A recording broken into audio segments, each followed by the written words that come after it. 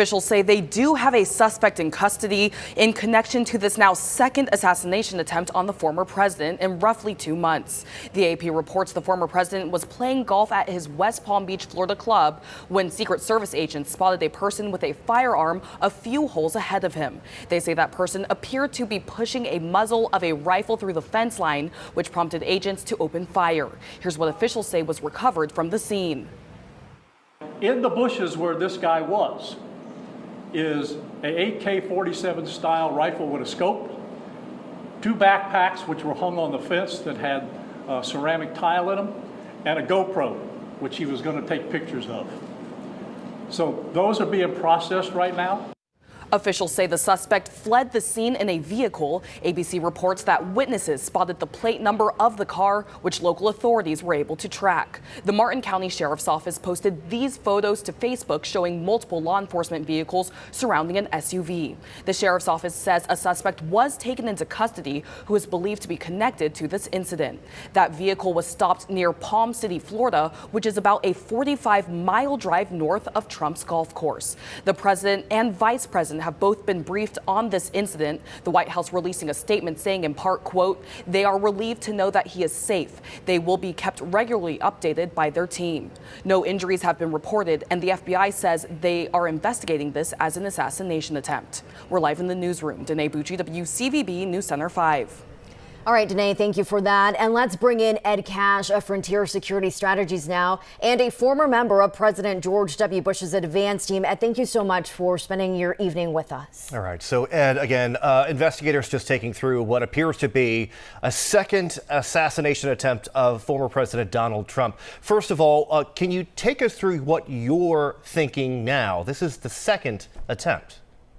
Well, my thought is it's in West Palm Beach versus Palm Beach. They're very different areas. Just imagine downtown DC versus Anacostia. It is a higher crime area, so there are a lot of guns.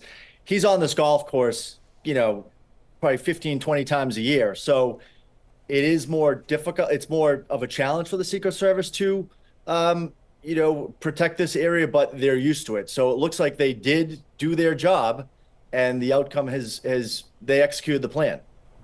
They did. And can you talk about the challenges? Former President Trump, of course, walking from hole to hole. This is a very wide golf course. So from your experience, what is going through the mind of Secret Service just to make sure that they do catch an attempted act like this?